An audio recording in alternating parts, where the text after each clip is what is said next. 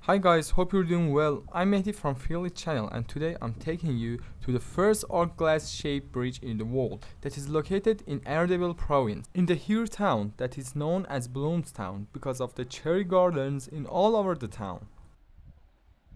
This bridge built in 2020 by Iranian engineers and has a height of 100 meters off the ground and has 200 meters length. There are many more entertainment facilities such as swimming pool, zipline, back jump, trampoline, and rock climbing that you can use besides using the restaurant, coffee shops, and motels to stay. If you wanted to visit this interesting bridge, you need to get to Ardabil city, then head 22 kilometers to south and turn left to Here town. If you like this kind of videos, subscribe and turn on the bell to be notified when new video releases. Comment me if you had any questions. Hope you enjoyed the video. Thanks for staying with me.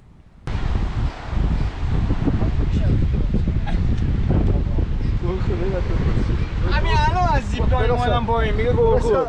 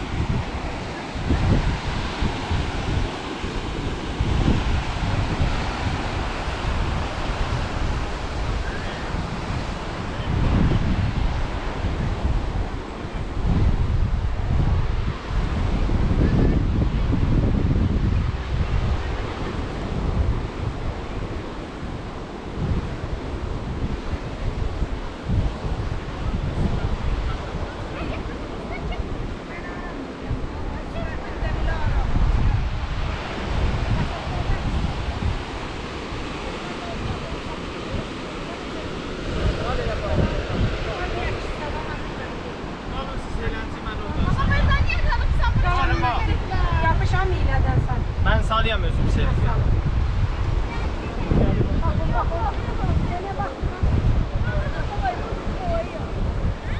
Orada da babaya.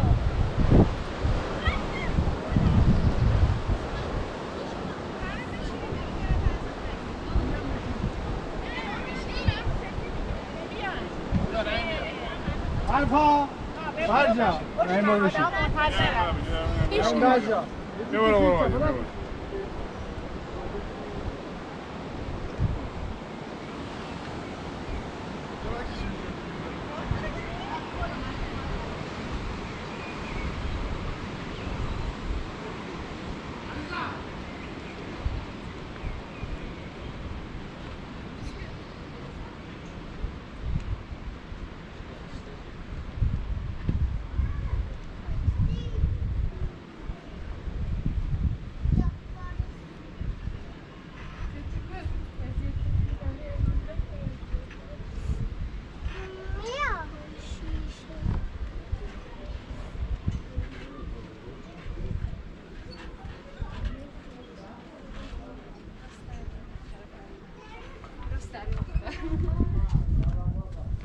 مواظب افراد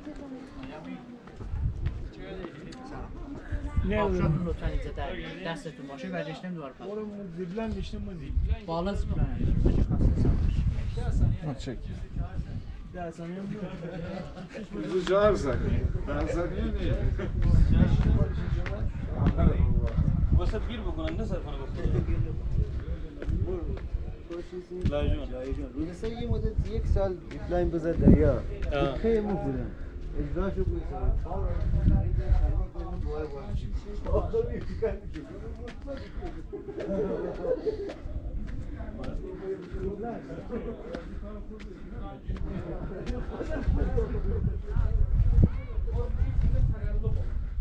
سیپلان خواستین در خدمتتون آقا